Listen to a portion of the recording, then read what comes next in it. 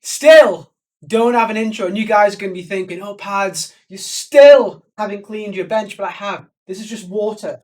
These are full. Look, they're not open. So in the back here, we have water. Trying to drink 5, 6, 7 bottles of water a day, you know? Trying to stay hydrated. What's my hands doing? Not sure about. I keep doing the whole hand thing. Not too sure about that. But anyway, today is an interesting video. So for my course, or in my course, one of the things which I really like to do is do final table reviews. So I go over every single hand from some different final tables. Like I do some $500 final tables, some $100 final tables, some 2K final tables, some 10K final tables, maybe a 100K final table. I think it's a really good way to approach how to play because I'm not biased myself emotionally. I'm looking at everyone else's cards, the whole cards up, and what I would do in their situations. So instead of looking at just my hand against one of the players, we're looking at 9 different players' hands against each other. So this actual hand history here, which you're going to look at, I think it ends up being like 2 or 3 hours of a hand review. So like a really, really in-depth hand review. What I've done here is show it's not the first 45 minutes, but I've kind of put some bits and bobs from 9 players left till 8 players left. So I'm not showing the whole final table. I'm just showing you kind of what it looks like a little bit. And it's a bit of a crazy final table. So much shit going down. So I thought you guys may enjoy watching this. Please let me know in the comments if you do enjoy watching this. If you prefer to watch different type, then let me know. But if you do like me going over some big final tables, then I will do this again in the future. And maybe I show every single hand or make a longer version or maybe a part 1 or part 2, something like that. So please let me know if you like it and I'll see you guys in the comments. By the way, one thing I would like to just point out is that if I say something is bad or if I say something is not what I would do, this is just how I approach poker, right? So there's 9 different players on the final table. You're going to see that all 9 play in a different way, but all 9 are probably poker professionals. So when I think something is bad, but he thinks it's good, it doesn't mean that what I say is right and what he says is wrong. So I'm not calling anybody out. I'm just saying what I would do in every single situation. And obviously in my course, I'm not holding back. I'm saying exactly what I would do. I'm not here to like, just be friendly or whatever, like I'm just saying, okay, I would not do that. And then whenever I say that I wouldn't do something, I always like to say why. So I give 1, 2, 3, 4, 5 reasons.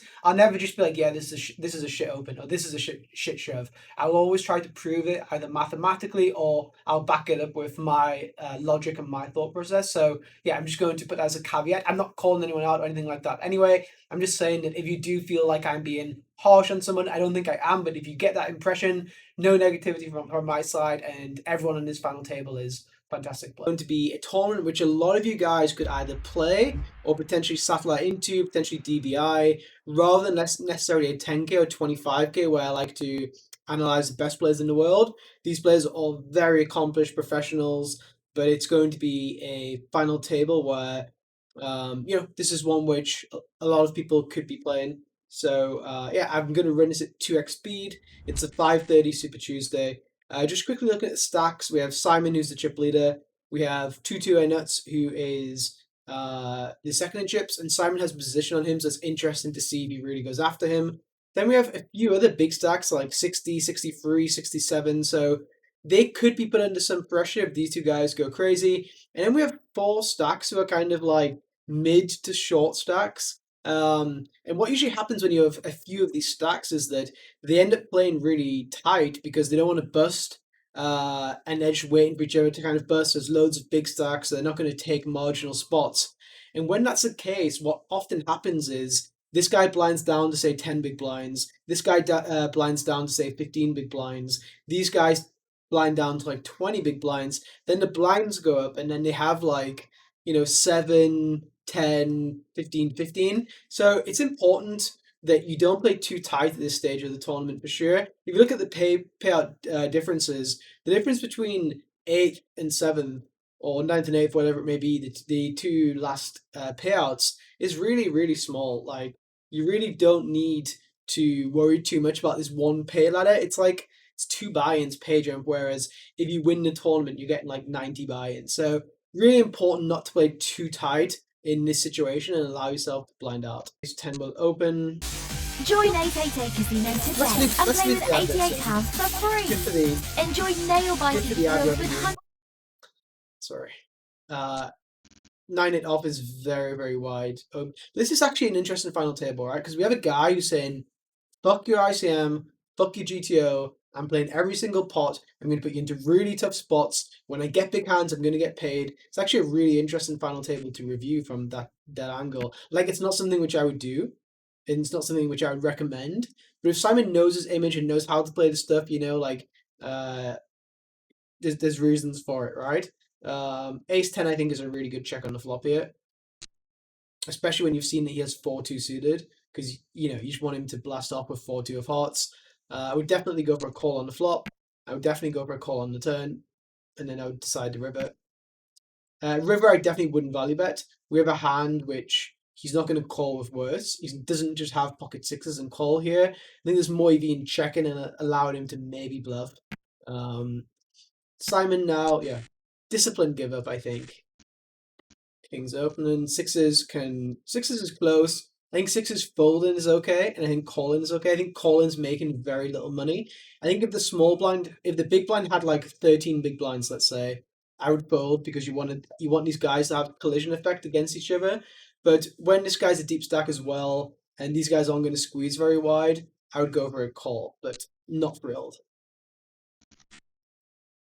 I think monotone flop, you can actually c-bet pocket kings here. People get very scared about monotone flops, but the thing with monotone flops is if the queen of spades is out there and the jack of spades is out there, then, and you have the king of spades especially, you don't need to be worried about many spades. He's not flat in ace 4 of spades pre-flop. So I think this will actually become a range bet out of position, and checking kings is pretty good. And I think sixes is a very bad check. I think you're at the stone bottom of your range. You have ace x in your range. You have some queen jacks. You have some pocket sevens, whatever it may be. So definitely bluff pocket sixes here. You can make like 7-8 suited fold or whatever.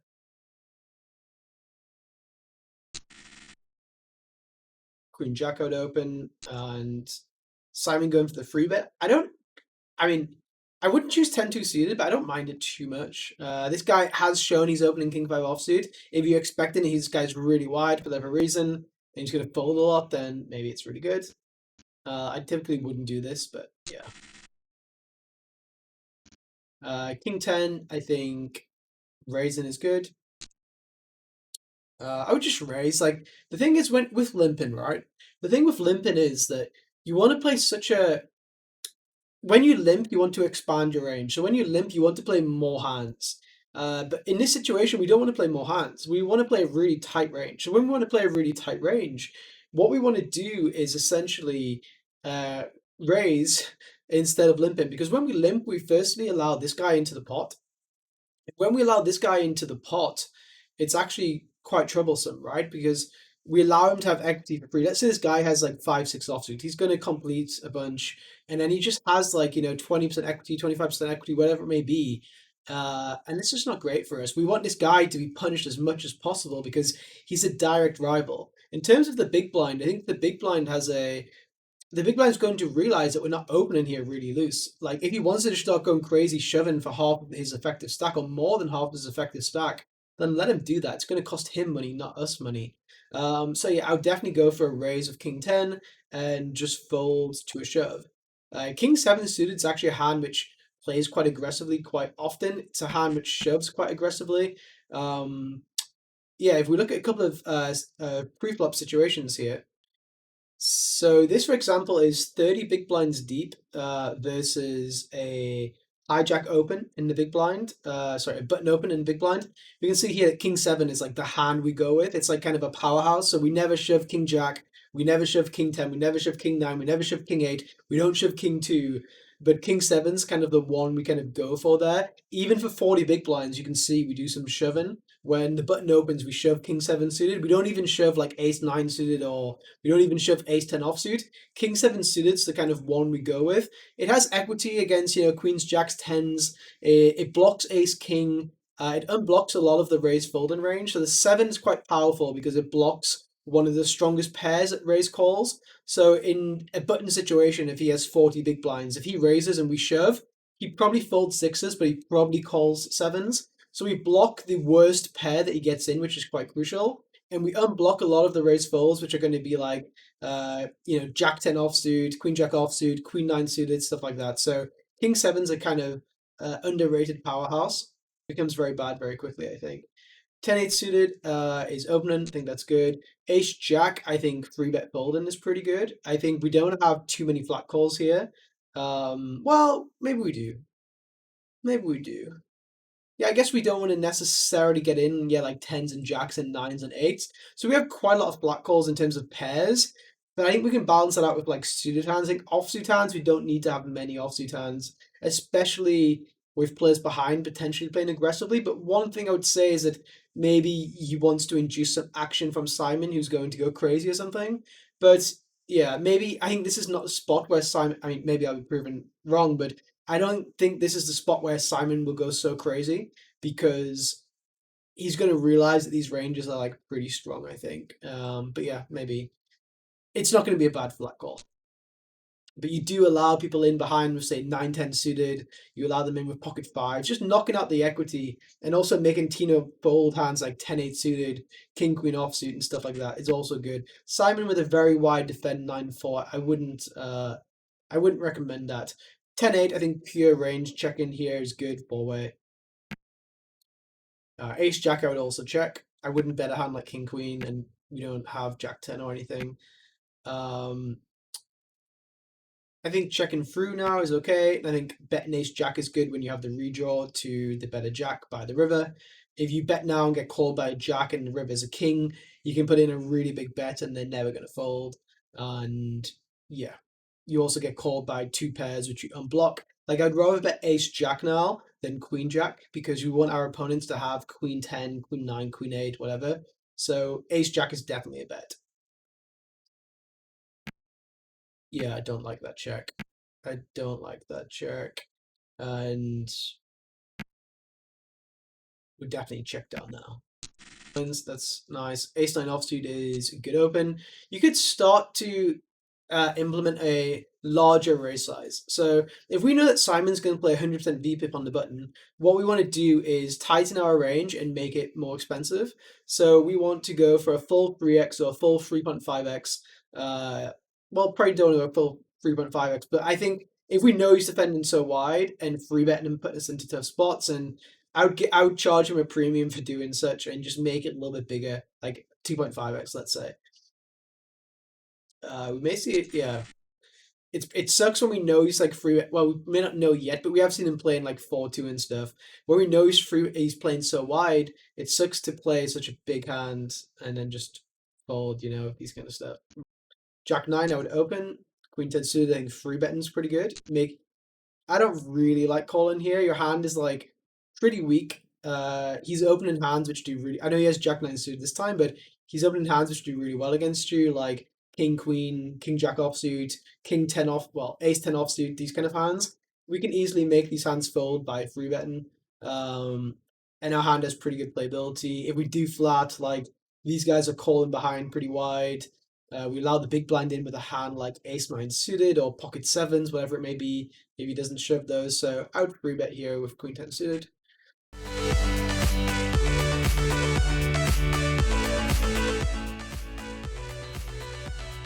Buy this and help say bye to this. Look to Lemsip, available with same-day delivery. Okay. I think check back here is pretty good. It's a board texture where there's no real bad turn cards apart from an ace. Like if a king comes, we have a gutter. If a jack comes, we have a gutter or an open-end straight draw. If an 8 comes, we have a gutter. Gutter, I just feel gutter. If we have a 10 come, it's great for us. If a queen comes, we can cooler him. The only bad turn card's an ace, really. And this is a board texture where you could fast play and like check raise pocket 9s, check raise pocket 5s, check raise Queen Jack suited, which we don't block, check raise Ace, 8 of spades, whatever it may be. So I would check Queen 10 here. I think that's a good check. And here with Jack 9, I wouldn't start bluffing. It's too strong to bluff. And Queen 10 is going to check. And on the river here, it's just going to go check, I think. Too thin to value bet, right? He's going to have jacks, queens. Wow. I mean, that's really interesting bet. This guy's got ace 10. He's got king jack and king queen still. Is he bluffing? No. This guy opens from under the gun, so his range is really tight. So he has to call with a worse hand than a 10. So he has no worse 10x kickers. So he has to call with a 9. So he has to go with queen 9 suited or jack 9 suited, essentially. We block one of those combos, and he may even fold anyway. Maybe he finds a call with the jack 9, but I think, yeah, if he's folding jack 9, we for sure can't value bet queen 10, I don't think. And I don't think he was bluffing. I don't think so. So yeah, I think that play was a check. And we also reopen the action. Like maybe jack 9 says, you know what, mate? What the fuck are you repping? I block queen jack. I block 9-9. Your best hand is like king queen or like maybe pocket eights, you know, but you're very capped. You're gonna bet 400k? Okay, 5 million. I'm all in. Do you know what I mean? And I'm not saying it's gonna happen very often, but our hand's not worth much anyway for value. So like if we are value betting our hand's worth a very, very little amount, it's not worth much. But if we do bet and our opponent bluffs us, sometimes our hand really just doesn't want to value bet. Because I think jack 9's and talking about what we want to do, I think check raise and jack 9 is okay, but it's not the hand which I would choose because this guy never has queen jack. And this is something about blockers which I think people usually get wrong. It's like, oh, well, I block queen jack, let's go. But the thing is, like, this guy never has queen jack. So we don't want to block queen jack. Like, that's the last thing we want to block. If anything, our blockers are really bad. We block king jack, which could be a value bet here. Blocking the jack is a really, really bad card to have here. A better hand to bluff would be 7-8. So 7-8 here blocks pocket eights, which is really important, and it doesn't block any thin value bets. And it does block 6-7 suited if he ever has it. So the 7-8 check raising in the river is really nice because we make him fold queen 10, we make him fold jack 10, we make him fold king jack. So jack's terrible. We want to have an 8 on the river when we check raise, and it's really good to see Tino, obviously, you know, world class player, not falling into the trap of I've got a jack, let's go. And like a lot of players, I think, do. And yeah, I think this is a really it's obviously not like I'm not giving him an award here, a Puskas award for the best player of the year, but I think it is it's a good fold. Ball suited to wide open. Tino is going to okay. Interesting that Tino folds 7-8 offsuit here. It shows really good awareness of ICM that even though this guy's opening 100%, he wants to play very tight with this stack behind him. So very impressive fold from Tino. And ace jack off is kind of interesting in what he does here. I think he'll flat call. I think he knows he's quite aggressive. He won't fold. This is 0. Is he going to shove? Wow! It's a really interesting fold. It's a really, really interesting fold, I think. So I would like to stop and speak about this a second because I think it's really important. Tino DeMolder won like $2 million last year, I think. Maybe more. Like he was one of the biggest winners, if not the biggest winner out there. And you know, this final table's big for, you know, for me, for a lot of you guys. But for him, it's not that big. Like 45,000 is like he either wins 1.95 million or 2.05 million. You know what I mean? It's like it's not that different. And to show that kind of respect to poker and show that much respect to MTTs and not just like mindlessly kind of be playing and like, oh yeah, I want to play every hand and this is not a big final table for me. I'm a sicko kind of thing. Like I think Ace Jack is I would call or I would continue Ace Jack there. But the fact that he folded there is so impressive to me. Really, really impressive, I think. 6-7 suited, limping, 10-7 suited. Checking's okay. I think checking suited hands makes a lot of sense. You don't want to get limp raised. 6-7 betting the flop, I think, makes a lot of sense too. And turn is not great for you because big blind has 10x, big blind has king x, big blind has queen jack offsuit, and big blind has a lot of ace x. So this is a turn where we're at the bottom of our range, we have equity, we want to bet, but no, this is a turn where we for sure want to just go for a check fold, in my opinion. We don't want to run a big bluff here. It would definitely go for a check fold here. Wow. Yeah, I mean, you might, no. You just targeting like just 10x to fold, and he's going to have queen jack off. He's going to have a lot of king x still. He's going to have a bunch of ace x. Some of his 10x is going to be flush draws. He's going to isolate a lot of 10x pre-flop, like the bad 10x, like 10-2 off, 10-3 off, 10-4 off, 10-5 off. These are going to be hands which he's going to isolate pre-flop, whereas his jack 10s, his queen 10s, these are going to be hands which are going to check back because they don't want to get limp raised pre-flop. So because of that, I think 10-7, I think you want to be passive here because he's going to have like Jack 10, which won't fold, Queen 10, which won't fold, you know, suited 10x like 10-9 of hearts, 10-8 of hearts. Of course, sometimes you'll have like 10-8 offsuit or 10-7 offsuit or something, but you even block those, right? Like when he has a 10 and his kicker is a non-flush card, it's going to be a spade pretty often, right? Or not pretty often, but sometimes. So like when he has the 10 of hearts, if he doesn't have the 7 of hearts, he's gonna have the 7 of spades, which is an offsuit combination. So in reality, your kickers here are just really bad, and you even block some low flush draws, which are also gonna fold, like 6-2 of spades, 7-3 of spades, stuff like that. So even though we have equity, I wouldn't go for this bluff. And for sure, checking now at this point. You have some showdown value.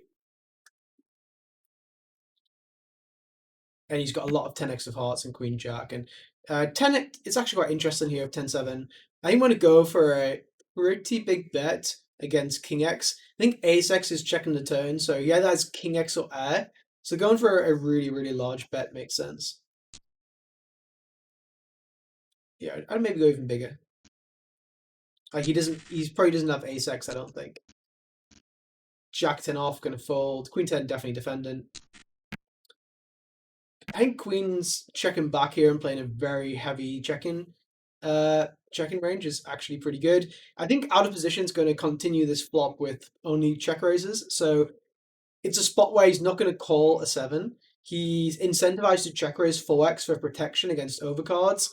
He's incentivized to check raise 5-6 against and put pressure on with ICM. He's incentivized to check raise flush draws and put pressure on. So in a spot where your opponent is going to proceed by only check raise and not having many calls, I think this is a spot where you want to have quite a lot of checkbacks with, like, let's say you have a hand like ace king, you for sure want to check back because when you bet, like, he's either going to fold or he check raises and then you have to start like probably folding in ICM. So like checking king highs, checking ace highs, I think makes a lot of sense. Checking queen highs, like checking queen jack makes sense because we can bluff the turn, we can bluff the river, stuff like that. So I think checking queen highs, king highs, ace highs makes sense. And also checking aces very, very often makes sense because we don't need to protect against anything and we want our opponent to improve to a pair, stuff like that's good. Queens needs a little bit more protection because obviously there's 2 potential overcards. So checking back the flop sometimes with queens makes sense. If we were going to have a hand which bet, the first time I would bet would be like pocket 8s, pocket 9s, because they need more protection. But yeah, queens, can go either way. With a heart, could make a difference. I think queen 10 checking here makes sense. And now queens on the turn, I would most likely go for a bet. I don't think he's going to play too many hands as a check raise. Like a 7 is most likely going to go for just a bet when there's 2 flush draws out there. If he does check raise, he's going to have a hand like 7-4 or 7-3 or pocket 4s, that kind of hand. But if he has a bear 7, I expect him to bet when it's double flush draw. If it was a Badoogie board with no flush draws, I can see him check raising like 9-7 offsuit more in that regard. He's also going to have a lot of hands like ace-x of diamonds, which just has no reason to bet the turn, 4-5, 6-4, 4x of diamonds, 3x of hearts. So I think that this is a spot where I would definitely go for a turn bet. And we also want to just protect against ace-5, ace-2, ace-9 offsuit, whatever. We introduced the bluff this time, so this is really good for us. We're not going to fold queens. If we check twice, we have to call down now. Not sure about the bluff with queen 10. We block ace queen and ace 10, which is not too great for us. Yeah, I would probably just wouldn't choose this hand, I don't think. I think choosing maybe like queen of spades, 10 of hearts is good. I don't think Mikey's going to open king 10 offsuit here. So your 10 of clubs doesn't do a lot for you. Your 10 of clubs doesn't do a lot for you because it's a spot where if we do want to put a lot of money in, we want both our cards to do something for us. So the queen is really good. It blocks pocket queens. It blocks king queen suited. It blocks king queen offsuit, which he could have opening. But our 10 does nothing really for us. Pocket 10s is going to bet earlier. And the 10 here wants to block the rivered king. It's important to block the rivered king, I think. So if you had the 10 of hearts, I think blocking king 10 of hearts would be good. But I think 10 of clubs is a bit dicey for such a big bet in this situation. Queens can't fold. We can't check down twice and fold now. Yeah, good call. And you know, his double check there definitely got him value, which is good. Queen Jack, I think with the stack distribution here, I think it's going to be one of the worst hands we raise. King 2 suited is going to be a fold. With an 18 big blind stack and a 14 big blind stack, and this guy opening off a really, really tight range, we for sure want to fold King 2 suited here. Yeah, I just don't like it. I just don't like it. This range is going to be too strong, and because he has such a strong range, his equity realization is going to be so strong, and his equity realization is going to be so strong because we can't call flops with like king high back. Like let's say we were playing against the button, and the board came down like 10-4-3 with one club. Our equity realization is like relatively high because we can start calling king 2 here with a backdoor flush draw and a backdoor straight draw and an overcard. But in these positions, if the board came down 10-4-3 one club, we can't start check raising and putting pressure on because we could check raise against the button too because he has a wider range. But against middle position, we can't start check raise bluffing. And we can't start check calling because this range is so tight. So he starts bluffing us with his queen jacks and with his queen 9 suited or ace 9 suited, whatever it may be, because he's using the strong hands in his range to allow him to do that, and therefore our equity realization out of position is going to be so poor. So when you're against such a tight range here, I think we have to defend really tight in this kind of situation, especially with a 14 and 18 big blind stack. So I wouldn't defend, but you know, like, and you can see here he min bet the flop, and he has really good equity realization. And I'm not saying we'd ever defend king 2 in this situation. I just mean in general, we're gonna have to play really tight. And yeah, maybe this guy has a reason why he calls, and it's a better reason for why I want to fold. Definitely could be the case. And everyone plays differently. Like Tino DeMolder folded ace jack, another guy called king jack, and it was slightly different too. But yeah, you know, everyone plays differently, and that's the beauty of poker. I'm just saying why I would do what I would do here. Ace 3 going to open. 10-9 suited going to call for sure. I would definitely go with the bet here with ace 3. Like we have like this is another like very common misconception. It's like, wow, like big trouble here. Like ICM, I have 45 big blinds. He has 80 big blinds. Like the things to remember here is we're opening off a 50 big blind stack with an 18, a 14, a 17, and a 25 big blind stack. So we have a really pretty tight range. We don't have 7-8 suited here. We don't have 8-9 suited here probably, right? We have like suited aces, high pocket pairs, high Broadway, high cards with blockers, right? So because of that, we don't have to have fear. Like if the board was say, you know, ace 6-7, you know, maybe the guy starts going crazy and check raising a bunch of hands, but ace king queen, he's going to be petrified. Our range is so strong here that he's not going to check raise a single hand. Like even Jack 10 will slow play, right? So he's not going to check raise a single hand. So with ace 3, we can get value against a queen, value against a king, value against like any clubs. We can protect against underpairs. Like let's say this guy has pocket 5s to pocket 9s. Like he's not going to start bluffing them against us, I don't think, later on. So when that's the case, we don't even want to allow pocket 5s or pocket 7s to see a free turn. Like protection is important, value is important. Let's get value with our hand. And if this guy has a better ace, like ace 8, ace 9, we're going to chop with him a bunch anyway. So yeah, I would definitely go for a value bet with ace 3. 10-9 doesn't bluff the turn. And again, I would definitely value bet the turn here. Our hand's just really strong. Our range is really strong. 10-9 bets the river, and now we're just in a guessing game. I would probably fold, but yeah, good fold on the river, but I would bet the turn. So what's the point of shoving queens here? Let's think about that. If we shove queens, if we shove queens, they're always going to call jacks, I guess. Whereas when we raise queens, they might just flat jacks. But the thing is, like, if we raise queens non all in, this guy will always get jacks in, I think. This guy will always get jacks in. This guy will always get jacks in. This guy will always get jacks in. This guy very likely will get jacks in. So, like, jacks is only one hand. Whereas when we raise queens, we can get value against the big blind who will defend any two cards, or, like, very, very, very, very wide.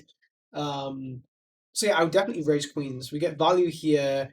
We get some value maybe from the button calling with 9s and 8s and stuff like this. Like if someone has ace king 2, when you shove, like often it's for protection. Like you don't want to give 2 overcards like equity to go into the pot. But here no one's folding 2 overcards, right? And we can also get away from our hand. We are in the first position. There's loads of guys to act after us. So when we raise and it goes like 3-bet, 4-bet, 5-bet, whatever, which will happen sometimes, it's not that rare for like 2 people to wake up behind with hands. Like we may raise queens, this guy shove, and then this guy reshove, and it's always kings plus. Do you know what I mean? So because of that, I would not shove queens. I can understand why Brian shoved here, and I know it makes sense in that regard. But I would just go for a raise of queens, kings, and aces. It also allows us to get a raise fold through with ace jack off, ace 10 off, stuff like that as well. Okay, so what happens when we fold? When we fold, he goes all in with any 2 cards. When he goes all in with any 2 cards, this guy calls relatively wide. He's the short stack. So when we have 22, 23 big blinds, we have no incentive for stack. We have some incentive. We have very little incentive for stack accumulation. We have loads of incentive for stack preservation. When we raise, this guy could just shove any 2 cards on us, right? Like he's got the big stack, he's going to go after us, etc. So definitely don't want to raise on the button here. This is a very clear fold. We want this guy to shove we want this guy to shove 7-4 offsuit. This guy to call ace 9 and for him to bingo 4. Like that's going to happen relatively often. And yeah, we end up getting fucked ourselves there. So yeah, I think this guy's played really well so far in lots of spots, but I just wouldn't have. I think it's important to not get attached to the pretty hands like that. And this was a good fold from 10-9 suited, which is kind of illustrating a somewhat similar point. Ace 5, I would raise. Ace 10 would flat call. I don't think he's going to fold ace queen versus a 3-bet, so it makes sense to flat. And we go to a flop. I think checking range here makes sense, and checking here makes sense. I think checking here makes some sense too. And no checking now. I like the sizing. Can bet queen X like this. Ace 5 just going to call. Wow, interesting. Ace 5 essentially is saying that I don't think you have much 10x. I think you're betting a lot of queen X here, a lot of king jack, which I don't mind if you continue. I'm going to put pressure on your king queen. I'm going to put pressure on your pocket 9s, which I don't think he's going to bet pocket 9s though. And you have to get a queen to like fold quite often for this, I think. And you're going to run into a 10 pretty often. Because he may check again with queen jack, for example. Like we've seen lots of stuff happening. So not too sure about his check raise, but I'm sure he has really good reasons. He's a very good player.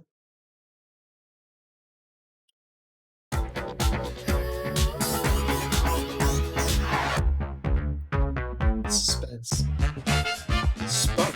Spunk? Okay, sure about that. Okay, we can skip. Ace 10 going for a call, and now ace 5 for sure going to check the river. He doesn't block any 10x. He doesn't block any 10x here at all. This guy's a bunch of 10x. He blocks him having like ace x of hearts, so for sure going to check the ace 5. You can bluff instead with a hand like king jack of clubs, unblocking hearts. Well, king jack of diamonds is actually the one you want to have here. King jack of diamonds is a really nice turn check raise because you have equity against everything. You unblock hearts, which you can then bluff on the river. You block 10x with king jack of diamonds. You block jack 10 of diamonds, and you block king 10 of diamonds. So king jack of diamonds is like the one we want to go with here, I think. And 10x on the river is actually a really interesting spot. I'm going to say something ridiculous here, and you guys are going to be like, you're a fish, but this guy's not check raising aces on the turn. So his check raising range on the turn is 10x, queen 10, pocket queens, and pocket threes. So a 10 doesn't want to value bet against that range because you don't get called by ace highs. You don't get called. He never has a queen. He's not check raising a queen here. And yeah, I think you definitely want to check your 10 here. It sounds silly, but it's a good check. Yeah, really nice check from this opponent, from this player. Me saying this here now is one thing, but doing this in game is pretty impressive. Well played to him. It's like worst flush draws. Ace queen going for the open shove here for 14. It's kind of interesting. Let's run this one, see how good this shove. Just before I write these in, I'm gonna predict that this may not be the greatest shove for so many big blinds here. But yeah, I'm gonna run this and I will show you the result. it's loading up now, but basically I kind of think that these guys being shorter than us are going to bust before us very often.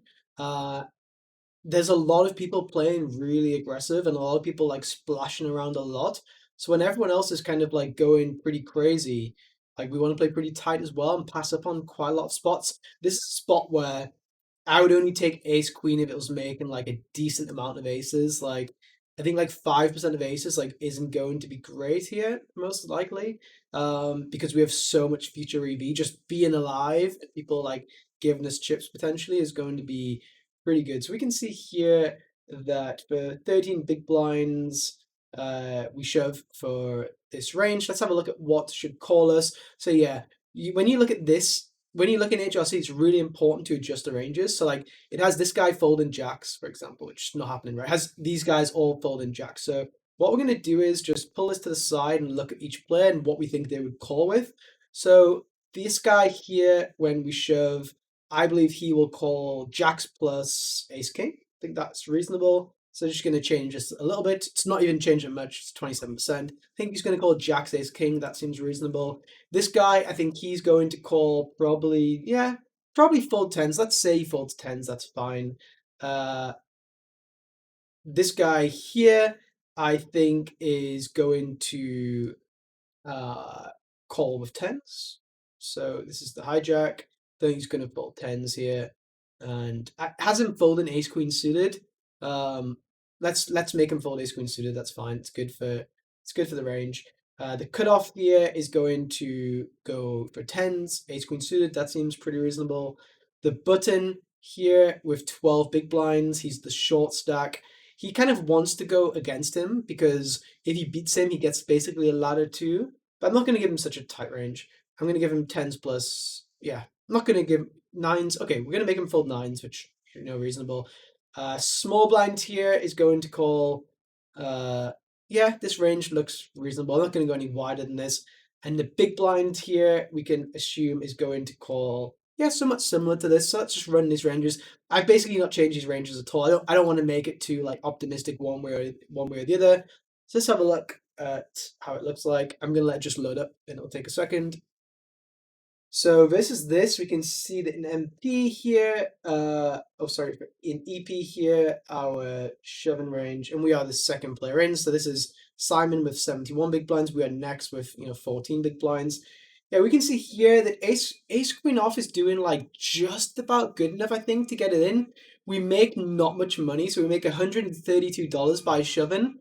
I think we can probably extract that EV probably better by folding. I think we make more than $132 by folding, but it's very, very close. So like, I think I said I wanted to take around about 10% of aces. So like we're making we're making like 9% of aces. So like it's definitely not a bad shove. And it was just something which I thought was maybe slightly too loose. You can see aces here, for example, is making, $1,500 rather than 132. So yeah, I think I would fold. But it's definitely, you could even raise fold, right? Like that's another option too. Like, sure, when you shove and they all fold, you make your 420k here. But you could also raise. Like you could, if you think you're not making enough by shoving, $132 doesn't justify it. You can just go for a raise, and when you go for a raise like this, you're essentially going to get a lot of fold equity because your range is going to be seen as really, really tight. But yeah, this is kind of interesting because Tino DeMolda has tens. And what did we say tens would do here from the cutoff? We said we thought tens would go with it. So this will be interesting to see what tens does. He may fold his tens here. And if he does fold, that'll be interesting. And if he does fold, let's actually look at what happens when he only calls with jacks plus, because he's been playing pretty tight. So if he folds tens and he folds ace queen suited, Tino DeMolda is the most likely guy to play tight. So I think it's good. Let's give him a tighter range. And this may make ace queen, like, 14% of aces or whatever, and I think then we just wouldn't be able to pass it up. Although I do think min-raise foldings are also pretty good. Let's see what happens. I'm going to let it load up. So now we can see that for this, ace queen off, well, you can see it doesn't actually change that much. It just changes from 0.08 to 0.09.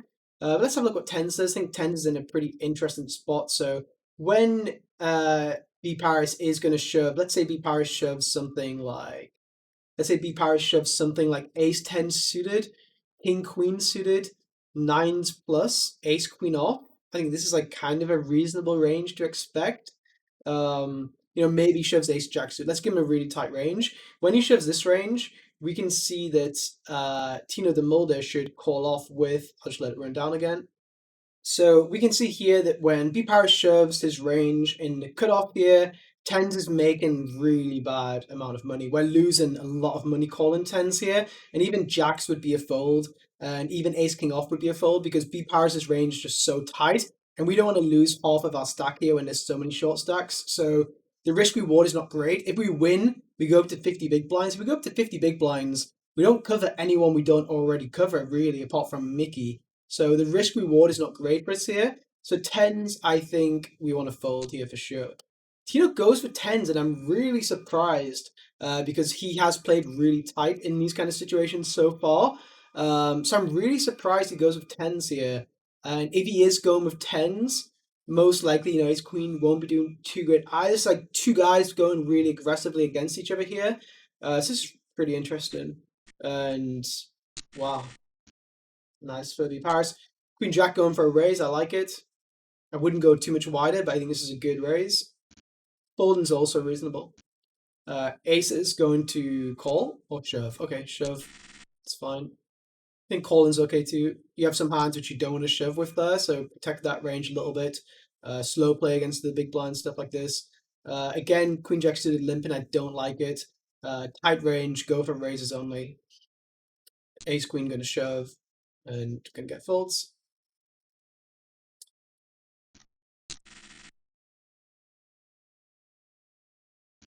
Ace Jack suited, going to go for a raise. Ace King off, going to go for a shove and going to get folds. Okay, so that was, you know, some really interesting action. I hope you enjoyed it. Again, let me know if this is something you'd like. If you don't, then it's fine, and I will do the content, play heads up. But I don't want to just do every video be like heads up video versus BCP, heads up video versus Galfon, heads up video versus X, Y, Z, you know? I want to make varied content, so sometimes when I play myself, sometimes when others play, I think it's good to have this variation in the content. So yeah, I'm gonna end this video now. Let me know in the comments if you liked it. I'll always reply and give you guys some banter back there, and the next video will probably come out next week sometime, maybe Monday, maybe Tuesday. So again, if you haven't subscribed, please subscribe so that you can get notifications when I do release the next video. The next video is actually going to be all about the course. I think I'm going to basically say what's going to be in there, how much it's going to be, how you can find it, who I'm doing the course with, all that kind of stuff. So yeah, see you in the next video, see you in the comments, wherever it may be. Good luck this Sunday.